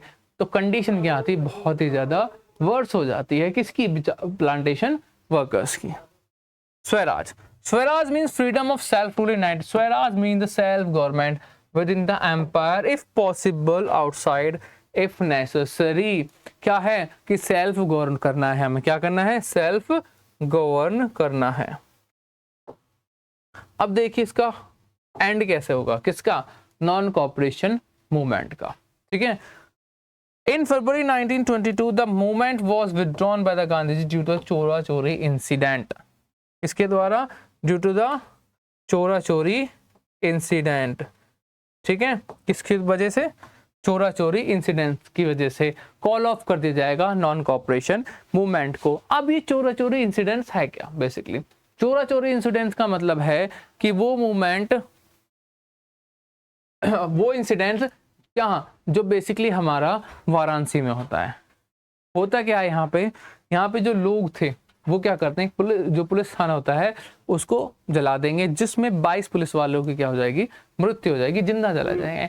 अब इस कहीं ना कहीं गांधी जी का जो आइडिया था नॉन कोऑपरेशन मूवमेंट का, उसमें वायलेंस तो था नहीं, अब ये वायलेंस हो जाता है जो कि 22 फरवरी को होता है। तो गांधी जी क्या कर देंगे, इसको कॉल ऑफ कर देंगे कि ठीक है अब ये वायलेंस हो रहा है तो अब इस मूवमेंट को हमें क्या नहीं करना है, सपोर्ट नहीं करना है एट एनी कॉस्ट, किसी भी तरीके से इसको अब हमें क्या नहीं करना है, सपोर्ट नहीं करना है। अब नॉन कोऑपरेशन मूवमेंट हो गया, now we will move toward the civil disobedience movement. Non cooperation movement का कॉल ऑफ हो जाएगा, गांधी जी को पकड़ लिया जाएगा, जेल में डाल दिया जाएगा, फिर उन्हें छोड़ दिया जाएगा। बट धीरे धीरे कंडीशन जो है वो हमें किसकी तरफ मूव करा रही हैं, toward the civil disobedience movement. Gandhi ji वापस आएंगे, उसके बाद आश्रम्स को एस्टेब्लिशमेंट करेंगे, ठीक है, आश्रम का एस्टेब्लिशमेंट करेंगे, जिस वजह से वहां पे लोगों के बीच में घुलेंगे मिलेंगे और कांग्रेस से भी वो रिजाइन कर देंगे। आफ्टर दैट वो कांग्रेस का पार्ट कभी भी नहीं होते हैं, बट डिसीजन लेने में वो कहीं ना कहीं हेल्प करेंगे लीडर्स की, ठीक है। तो सबसे पहला आप देखेंगे इसमें साइमन कमीशन, साइमन कमीशन, ठीक है। The British government constituted a statutory commission under Sir John Simon. The commission was made to look into the functioning of the constitutional system in India and suggest changes. But since all the members of the commission were British, the Indian leaders opposed the commission. ठीक है, हाँ क्या है Simon commission, basically जो British government थी वो देख रही थी यार इंडिया में बहुत ज़्यादा रिवॉल्ट हो रहे हैं, मूवमेंट हो रहे हैं, सत्याग्रह हो रहे हैं, परेशान हो लिए, नाक में दम हो गया, इतने ज़्यादा हो क्यों रहे हैं, आखिर रीज़न क्या है, हमारी पॉलिसीज़ गलत हैं, ठीक है, हम ऑप्रेस कर रहे हैं। तो अपनी इन चीज़ों को, जो प्रॉब्लम्स थी उन्हें जानने के लिए उन्होंने क्या करा, एक कमीशन को भेजा, कहाँ, भारत में, जिसमें 6 मेंबर्स होते हैं। कितने होते हैं, 6 मेंबर्स,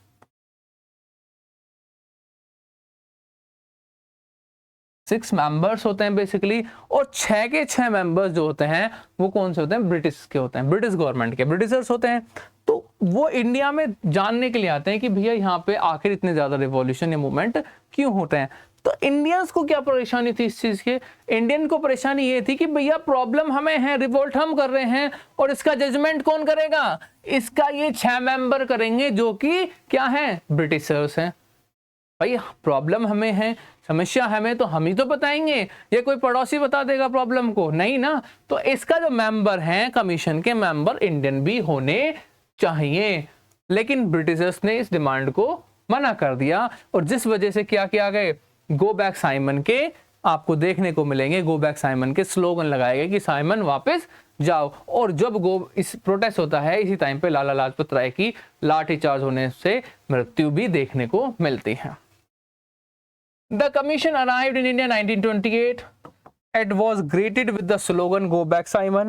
किसके से कि भैया वापस जाओ Simon. All parties joined the protest in October 1919. Lord Irwin announced wage offer domination status for the India, but its timing was not specified.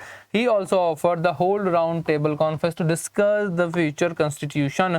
Simon Commission तो आया ही, और इरविन ने कहा गया ठीक है चलो हम आपको जो है आगे आपका कॉन्स्टिट्यूशन भी ड्राफ्ट वगैरह कराएंगे, ठीक है, आप इसका सपोर्ट करिए। बट लोगों ने उसे सपोर्ट नहीं करा कि भैया जब इसमें हमारी समस्या है तो समस्या का समाधान भी हम ही बताएंगे, ना कि कोई और व्यक्ति बताएगा, ठीक है। चलिए सॉल्ट मार्च, अब देखना है हमें सॉल्ट मार्च जो है वो स्टार्ट होता है। सिर्फ साइमन कमीशन हो गया, साइमन कमीशन के बाद प्रॉब्लम चीजें धीरे धीरे बढ़ती हैं। नाउ गांधी जी जो है दोबारा से क्या करते हैं, लोगों का मास सपोर्ट गेन करते हैं, and now they are in a face, इसके फेस में कि to take a re attempt on a protest और मूवमेंट, जिसे कहा जाएगा civil disobedience movement, CDM, civil disobedience movement. क्या कह सकते हैं इसको हम, CDM,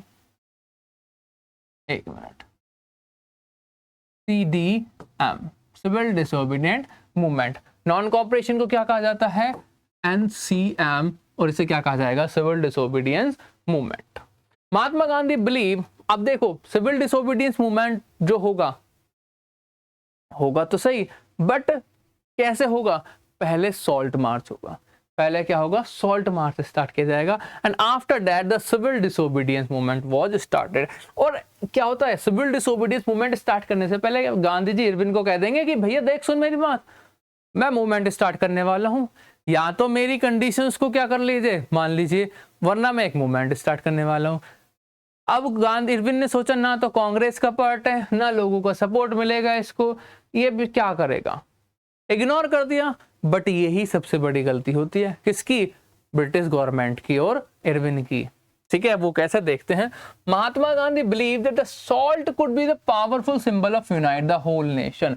गांधी जी ने कहा कि भैया जो है क्या है, सॉल्ट क्या है, हमें यूनाइट कर सकता है। क्यों यूनाइट कर सकता है? क्योंकि सॉल्ट जो है हर व्यक्ति के द्वारा यूज किया जाएगा, चाहे वो ब्रिटिश, चाहे वो आपका बिजनेस क्लास का हो, चाहे वो पुअर हो, पीजेंट्स हो, वर्कर हो, कोई भी हो, हर एक के द्वारा क्या किया जाएगा? सॉल्ट को यूज किया जाएगा। Most of the people including the British scoffed at the idea abolition of the salt tax was among many demands which were raised by Gandhi through the letters to the viceroy of Irvin।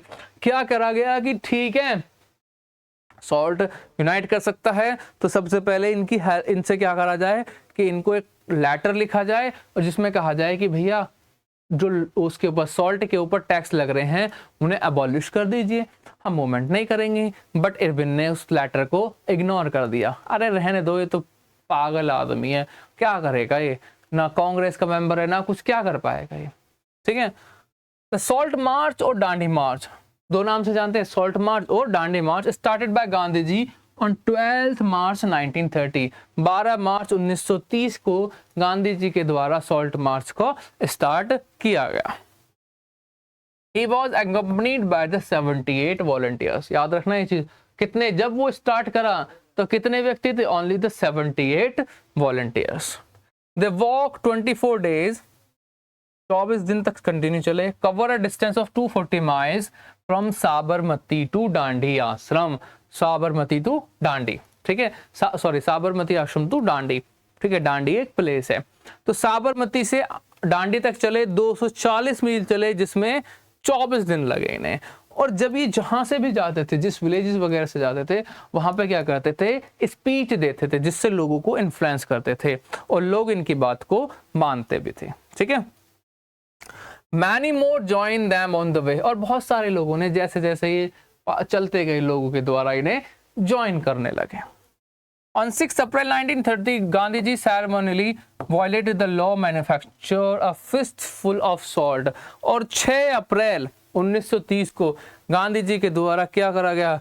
जो law बनाया गया था salt के against, उसे तोड़ दिया गया। The salt march mark the beginning of the civil disobedience movement. Salt march ने क्या करा? जैसे ही सॉल्ट लॉ को तोड़ा गया, उसने क्या कर दिया? सिविल डिसोबीडियंस मूवमेंट को स्टार्ट कर दिया गया। Thousands of people broken the salt। हजारों लोगों ने वहां पे क्या करा गया? इस लॉ को तोड़ा गया। Different parts of the country people demonstrated front of the government salt factories, foreign clothes boycotted, peasants refused to official resign, tribal people violated the forest laws। देखो सिविल डिसोबीडियंस, ठीक है, मतलब कानून तोड़ना है हमें। सिविल डिसोबीडियंस कि जो कानून बनाए गए उन्हें क्या करना है? हमें कहीं ना कहीं तोड़ना है। किसके द्वारा बनाए गए हैं? ब्रिटिशर्स के द्वारा। गांधी जी ने कौन सा तोड़ा? सॉल्ट लॉ का। और जो क्या है, जो ट्राइबल्स है, उन्होंने क्या करा? फॉरेस्ट लॉ को ब्रेक करा। ठीक है, अब जो ये सॉल्ट लॉ था, अलग अलग लोगों के द्वारा सपोर्ट किया गया। और जब 6 अप्रैल को गांधी जी ने इस लॉ को तोड़ा, तो एक इंसिडेंस हुआ, और वो इंसिडेंस ये क्या था कि इस जो इंसिडेंस था, जो नॉन कॉपरेशन, जो सिविल डिसोबीडियंस मूवमेंट था, इसको कवर्ड किया किसने? इंटरनेशनल मीडिया ने। ये बहुत इंपॉर्टेंट है, याद रखना कि ये एक ऐसा मूवमेंट बन गया कि जिसे इरविन ने सोचा कि भाई ये क्या कुछ नहीं कर पाएगा, उसे किसने कवर करा? इंटरनेशनल मीडिया ने। ठीक है, कि ऑल ओवर द वर्ल्ड क्या होगा, अब जो है प्रेस जो है इसको क्या करेगी? पब्लिश करेगी कि एक व्यक्ति उसने क्या करा? सॉल्ट लॉ को तोड़ा। और कहां पे तोड़ा? वो भी इंडिया में। और इसका हमें इफेक्ट देखने को मिलेगा कहां? जब गांधी जी के द्वारा जो वो है मूवमेंट स्टार्ट किए जाएंगे, क्विट इंडिया मूवमेंट, तो बाय द 0 आवर ऑपरेशन के तहत सबको क्या कर लिया जाएगा, अरेस्ट कर लिया जाएगा, जितने भी पॉलिटिकल लीडर्स होते हैं, बड़े बड़े लीडर्स होते हैं। क्यों, यहाँ देख लिया ना, यहाँ सबक सीख लिया कि भैया यहाँ पे कहीं ना कहीं हम लोगों ने नेग्लेक्ट करा और इसने एक सीन क्रिएट कर दिया एक इंटरनेशनल लेवल पे, जहां पे हमें क्या करना पड़ा था, झुकना पड़ा था। हाँ, फैक्ट साइन होगा, बट कहीं ना कहीं उसमें कहीं ना कहीं ब्रिटिशर्स गवर्नमेंट को प्रॉब्लम फेस करनी पड़ी। एक मूवमेंट हुआ, all over the India boycott किया गया, जो रूल्स बनाए गए थे उन्हें तोड़ा गया। ठीक है, तो ये कंडीशन हो रही थी। सॉल्ट लॉ क्या था? Salt law is consumed by the both poor and rich people and the one of the most essential item food everywhere in the world. Essential food था, हर जगह वर्ल्ड में यूज किया जाता है। The British government had a monopoly on the production of salt in India. और British government को क्या थी, इसके ऊपर मोनोपोली थी। By imposing a salt tax, the government hit both the rich and the poor, especially the poor Gandhi. Poor Gandhiji thought it was the most repressive act of the British government and chose to defy by the breaking the salt law. चाहे गरीब हो या अमीर हो, कोई भी व्यक्ति हो, भैया सॉल्ट का क्या यूज किया जाएगा और हर किसी का ये कॉमन पार्ट है, तो कहीं ना कहीं यूनाइट भी करेगा। और सबसे घटिया जो लॉ है वो सॉल्ट लॉ ही है, किसके द्वारा, जो ब्रिटिश गवर्नमेंट के द्वारा लगाया गया है। अब सॉल्ट लॉ होता है, सिविल डिसोबीडियंस मूवमेंट होता है, और इसके बाद एक वो टाइम आता है जब क्या होता है, गांधी और इरविन का पैक्ट साइन होगा। गांधी इरविन पैक्ट साइन होगा। क्या है Gandhi Irwin? When the British government responded with a policy of brutal repression against the civil disobedience movement, Mahatma Gandhi decided to all of the movement. He entered into the part with Lord Irwin 5th March 1931. British government ने कहीं ना कहीं operation करने लगे कि ये जो movement हो रहे हैं हमें नुकसान देंगे, सप्रेस करने लगे। तो 5 मार्च 1931 को क्या किया गया, गांधी इरविन पैक्ट साइन हुआ, जिसमें क्या कहा, under this pact Gandhi ji consented to participate in a second round table conference. किसमें, यहां लिख लीजिए, सेकंड राउंड टेबल कॉन्फ्रेंस को पार्टिसिपेट करेंगे। कहां पे, जो कि लंदन में होगा। और इसके बदले में जो ब्रिटिश गवर्नमेंट है वो क्या करेगी, जो इन लोगों को पकड़ा गया है, जेल में डाला गया है, उन्हें छोड़ दिया जाएगा। That were known as basically as the Gandhi Irwin pact. But basically से जाना किस लिए जाता है कि सेकेंड राउंड टेबल कॉन्फ्रेंस में पार्टिसिपेट करेंगे कौन, बाय द गांधी जी। अब ये राउंड टेबल कॉन्फ्रेंस क्या थे, गोलमेज सम्मेलन जिन्हें कहा जाता है। बेसिकली ये 3 सम्मेलन होते हैं, 3 राउंड टेबल होंगे।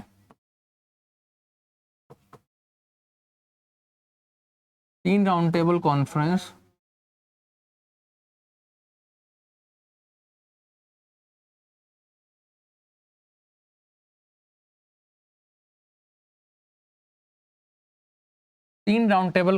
होंगे। ठीक है, कब होता है, 1930, 1931, 1932। ठीक है, कब कब होंगे, 1930, 31 एंड 32, 3 होंगे। ये कब होती है, इसे कहा जाता है फर्स्ट, सेकेंड और थर्ड। सेकेंड में गांधी जी पार्टिसिपेट के लिए, गांधी इरविन पैक्ट के साथ कहा जाएगा, on the behalf of Congress. किसके बिहाफ पर, कांग्रेस के। एक व्यक्ति होता है जो तीनों कॉन्फ्रेंसेस को क्या कहता है, तीनों कॉन्फ्रेंस को अटेंड करता है। The person known as doctor B.R.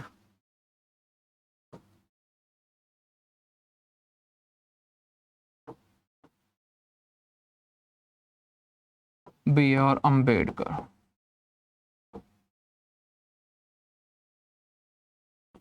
Doctor B.R. Ambedkar तीनों कॉन्फ्रेंसेस को वो क्या करते हैं, एक्सेप्ट, तीनों को अटेंड करते हैं कॉन्फ्रेंसेस को। इन कॉन्फ्रेंस में होता क्या है, बेसिकली ये हेल्ड होती है कहां पर, लंदन में। कहां होती है, लंदन में। होगा क्या इसमें, बेसिकली कुछ नहीं होगा कि इंडिया की जो अलग अलग पार्टीज है जैसे मुस्लिम लीग है, कांग्रेस है, और बी आर अम्बेडकर के द्वारा जो ऑपरेशन क्लास के लिए, ऑपरेसिव क्लास के लिए एसोसिएशन बनाई गई थी, तो वो भी क्या करेंगे, पार्टिसिपेट करेंगे, और जिसमें कोलैबोरेशन के साथ क्या ले जाएंगे, डिसीजन ले जाएंगे। बट गांधी जी जो सेकंड राउंड टेबल कॉन्फ्रेंस में पार्टिसिपेट करते हैं उसका कोई यूज नहीं होता और गांधी जी वहां से वॉकआउट कर जाते हैं, ठीक है। और जब गांधी जी जाते हैं तो उन्हें अलग अलग नाम से भी जाना जाता है, अर्धनंगा, अर्धनंग, ठीक है, नंगा फकीर, तो अलग अलग नाम दिए जाते हैं गांधी जी को, बट वो क्या करते हैं, उन्हें नेग्लेक्ट करते हैं। तो ये क्वेश्चन पूछा जाता है कि who attend the all 3 conferences that were doctor B R Ambedkar, और इसके बाद इन्हें क्या दिया जाएगा, कम्युनल अवार्ड दिया जाएगा। क्या दिया जाएगा, कम्युनल अवार्ड, क्या दिया जाएगा, कम्युनल अवार्ड दिया जाएगा। और इसका भी हमें आउटपुट देखने को मिलेगा जो कि पूना पैक्ट साइन करना पड़ेगा गांधी जी को, ठीक है। तो ये क्या था, सेकंड राउंड टेबल कॉन्फ्रेंस जो है अटेंड करना पड़ा किसको, गांधी जी को, by the signing of the Gandhi Irwin pact. Participant of the movement, किसने इसमें पार्टिसिपेट करा, rich peasants against the high revenue, rich peasants जो थे, जो अमीर थे, किसके खिलाफ, अगेंस्ट द हाई रेवेन्यू, कि बहुत ज्यादा टैक्स कलेक्शन हो रहा है, और उन्होंने क्या करा कि टैक्स देने से मना कर दिया, give up by giving the tax, ठीक है।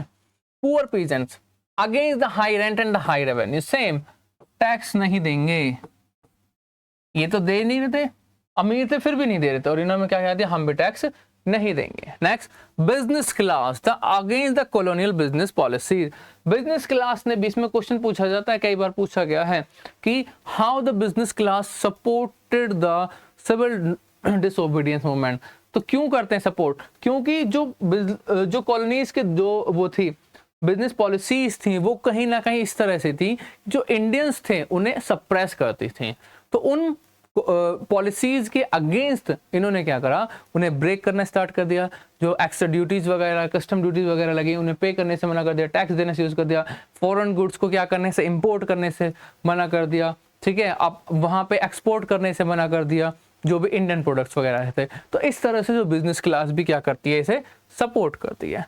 वुमेन्स ने भी इसमें पार्टिसिपेट करा, move by the Gandhi ji call, जैसे ही गांधी जी ने कहा कि ठीक है मूव करिए, सपोर्ट करिए, तो गांधी जी की बात को जो वुमेन्स थे उन्होंने क्या करा, सपोर्ट करा, और खादी का यूज करना स्टार्ट कर दिया। Workers in the some places, और कहीं पे क्या कर रहा, अलग अलग जगह पे वर्कर्स ने, जो प्लांटेशन इन वर्कर्स वाला है वो भी इसमें भी आएगा आपका, ठीक है, इसमें ही आता है बेसिकली वो, ठीक है, किसमें, सिविल डिसोबीडियंस मूवमेंट में, कि प्लांटेशन ऑफ द वर्कर्स, कि उन लोगों ने सपोर्ट करने से मना कर दिया, किसको, कि जो प्लांटेशंस वाले लोग थे, कि अब हम प्लांटेशन नहीं करेंगे, अपने घर जाएंगे, और फिर उसके अपोज में क्या होंगे कि हर जगह क्या हो रखा है, लोगों ने हड़ताल हो रही है, ना रेलवे चल रही है, ना बसेस चल रही हैं, अब वो घर कैसे पहुंचे, और पीछे से क्या आ रही है, पुलिस वगैरह आ रही है, तो बेचारे कुछ को रेलवे स्टेशन पे पकड़ लिया, कुछ को फॉरेस्ट में पकड़ लिया, कुछ जंगल में निकल गए, कुछ सन्यासी बन गए, और उनमें से कोई भी लिटरली कोई भी वापस नहीं आता है, कोई भी वापस नहीं आता है, ठीक है। तो ये वो लोग थे जिन्होंने सपोर्ट किया था मूवमेंट को। Reaction of the British government, reaction क्या हुआ ब्रिटिश गवर्नमेंट का, arresting the Congress leaders one by one, जितने भी कांग्रेस के लीडर थे एक एक करके सबको अरेस्ट करो, सबको, कोई नहीं रह जाना चाहिए, क्या नाक में दम कर दिया, सबको अरेस्ट करो। पॉलिसी ऑफ ब्रूटल रिप्रेशन, किसकी, ब्रूटल तरीके से, भैया नाक में दम कर दिया है, घसीट के लाओ, कैसी लाओ, पकड़ो और जेल में डालो इन्हें। पीसफुल सत्याग्रह वर अटैक, जो पीसफुली तरीके से कर रहे थे उन्हें भी किसने, जो पुलिस वगैरह उसके द्वारा मारा गया। Women and childrens were beat, women and childrens, किसी को नहीं छोड़ा, ब्रूटल तरीके से किसी को, चाहे बच्चे हों या बूढ़े हों या औरतें हों, सबको मारो भगाओ जो मूवमेंट कर रहे हैं। Around 1 lakh peoples were arrested, 1 lakh लोगों को लगभग क्या किया जाता है, नॉन सिविल डिसोबीडियंस मूवमेंट के बाद अरेस्ट किया जाता है, और जिसमें गांधी इरविन पैक्ट के बाद क्या करी जाएगी, डिमांड करी जाएगी कि इसमें क्या किया जाए, उन्हें छोड़ दिया जाए। नेक्स्ट है features of civil disobedience movement, क्या फीचर्स थे? Movement started with salt march, सबसे पहले किसके साथ स्टार्ट हुई? सॉल्ट मार्च के साथ। Thousands broke salt law, thousands of peoples ने क्या करा? सॉल्ट लॉ को ब्रेक करा। Foreign clothes boycotted, foreign clothes को क्या कर दिया गया? बॉयकॉटेड कर दिया गया। लिक्विड शॉप्स वर पैकेट, जो शराब की जो दुकानें वगैरह थी उन्हें क्या कर दिया गया? जला दिया गया। पीजेंट रिफ्यूज टू पे टैक्स, और पीजेंट्स ने क्या कर दिया कि अब हम टैक्स नहीं देंगे। तो ये क्या थे? हमारे फीचर्स थे सिविल डिसोबीडियंस मूवमेंट, कि किसी भी तरीके से हमें क्या नहीं करना है? सपोर्ट नहीं करना है। नॉन कॉपरेशन था ना, जो बेसिकली नॉन कॉपरेशन था, उसी में बस ये जोड़ दीजिए कि आप क्या करना है? हमें लॉ भी तोड़ने हैं। जो कानून बनाए गए किसके द्वारा? ब्रिटिश गवर्नमेंट के द्वारा। ठीक है। How was this different from the non, अब ये कैसे डिफरेंट था नॉन कॉपरेशन मूवमेंट से? ठीक है, नॉन कॉपरेशन मूवमेंट से कैसे डिफरेंट था? People were now ask not only to refuse the non cooperation within the British but also break the colonial law. जैसा मैंने अभी बताया था कि क्या है कि सिर्फ नॉन कॉपरेट नहीं करना, क्या करना है? हमें जो लॉ बनाए गए हैं उनका भी ब्रेक करना है। ठीक है, ब्रिटिशर्स के द्वारा। Role of women in civil disobedience, womens का रोल क्या था सिविल डिसोबीडियंस मूवमेंट में? Women participate was in large scale, इसमें क्या करा था? लार्ज स्केल से वुमेन ने पार्टिसिपेट किया था, क्योंकि जहां जहां गांधी जी गए थे वहां से जो वुमेन्स थे वो भी गांधी जी के साथ जाती हैं। किस चीज के लिए? सिविल डिसोबीडियंस में पार्टिसिपेट करने के लिए। As well as all over the India लोगों ने बॉयकॉटेड करना स्टार्ट कर दिया था। Participated in protested marches manufacture salt, जो जहां पे सॉल्ट वगैरह बनाए जा रहे थे वहां पे प्रोटेस्ट हो रहे थे। Picketed foreign clothes and liquid shops, क्या कर दिया? जो फॉरेन क्लोथ्स थे या लिक्विड शॉप्स वगैरह थे उन्हें जला दिया गया, नेग्लेक्ट कर दिया गया, उनका यूज बंद कर लिया गया। Begin to see service the nation as their sacred duty, क्या कर दिया कि भैया हमें नेशन की क्या है? सर्विस करनी है एज देयर ड्यूटी। ठीक है, कि हाय हमारी क्या रेस्पॉन्सिबिलिटी है, हमारा नेशन है, हमारा देश है, सब कुछ क्या है? हमारा है, हमें इसे क्या करना है? सपोर्ट करना है। Limits of the civil disobedience movement, कई बार लिमिटेशंस भी पूछ ली जाती है, 3 मार्क का क्वेश्चन इससे सीधा सीधा बेसिकली देखने को मिला। What are the limitations of the civil disobedience movement? Non participant of Dalits for as long Congress has ignored the demand of schedule caste, क्या था कि किसने पार्टिसिपेट नहीं किया? दलित्स ने। ठीक है, दलित्स ने इसको क्या कर दिया? पार्टिसिपेशन नहीं करा। For long Congress had ignored the demand of schedule class, क्यों? क्योंकि जो कहीं ना कहीं जो लोग थे, जो कांग्रेस थी, वो डिमांड को क्या कर रही थी? बंद नहीं कर रही थी, एक्सेप्ट नहीं कर रही थी। किसकी को? जो कि किसके द्वारा? जो शेड्यूल क्लास की डिमांड थी।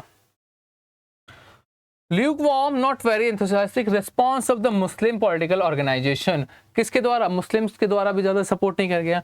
They felt from the mid 1920 the Congress was coming closer to Hindu nationalist group like Hindu Mahasabha, कि भैया जो मुस्लिम लीग के लोग थे वो भी क्या नहीं कर रहे थे? सपोर्ट नहीं कर रहे थे। उन्हें लग रहा था कहीं ना कहीं they were more close towards the Hindu Mahasabha।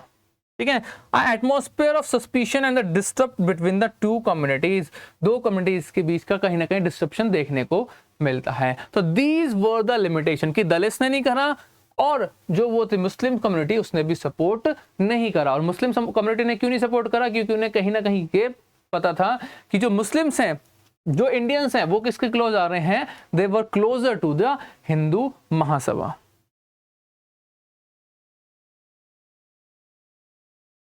ठीक है, चलिए लास्ट टॉपिक है, हम देखते हैं the sense of collective belongings. क्या है sense of collective belongings? Factors that develop the reviews of collective belongings and United all Indians. Factors जो क्या करते हैं? रिव्यूज द कलेक्टिव बिलोंगिंग्स, कि हमारी भी जो भी कलेक्टिव्स हैं, बिलोंगिंग्स हैं, उन सबको क्या किया जाए? उन्हें एक साथ जोड़ा जाए और जिसकी वजह से एक यूनाइटेड इंडिया बनाया जाए। Figures or images of Bharat Mata first created by Bankim Chand. This image help the people identify the nation. बहुत इंपॉर्टेंट है भाई। भारत माता की पिक्चर को बनाया गया किसके द्वारा? By the Bankim Chandra Chatterjee. बंकिम चंद्र चटर्जी के द्वारा एक पिक्चर बनाई गई जो आपकी एनसीईआरटी में देखने को मिलती है, कि जो हमारा पूरा मैप है, इंडिया का जो मैप है, वो पूरी फिगर के ऊपर, मैप के ऊपर बनाई गई है। क्यों? कि वी ऑल आर इंडियंस, हम क्या है? सब इंडियंस हैं, सब एक हैं। और ये क्या है, ये हमारी भारत माता है। और ये अगर हमारी भारत माता है तो कहीं ना कहीं we are belongs to them, हम इनसे ही बिलोंग करते हैं। ना हम पंजाबीज हैं, ना हम मुस्लिम्स हैं, ना बंगाली हैं, ना बिहारी हैं, ना तमिल हैं, ना केरली हैं, मलयालम है, कुछ नहीं है, हम सब एक हैं। We all are one. जिस वजह से लोगों को यूनाइट करने के लिए ये पिक्चर बनाई गई थी।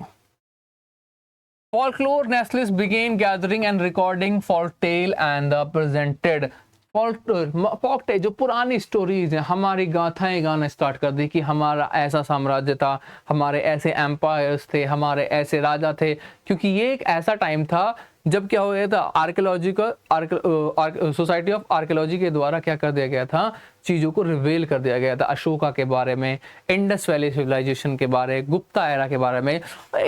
इस टाइम पे सब चीज़ों के बारे में लोगों को पता था, वैदिक कल्चर के बारे में। तो कहीं ना कहीं जो लोग हैं वो क्या होने लगे थे, उन्हें चीज़ों को पता चलने लगा था। ठीक है। फिगर और image of Bharat Mata first created by Bankim Chandra. ठीक है, अभी मैंने बताया this has to identify the nation. चलिए, आइकॉन एंड सिंबल्स, किसके आइकन वगैरह बनाने लगे।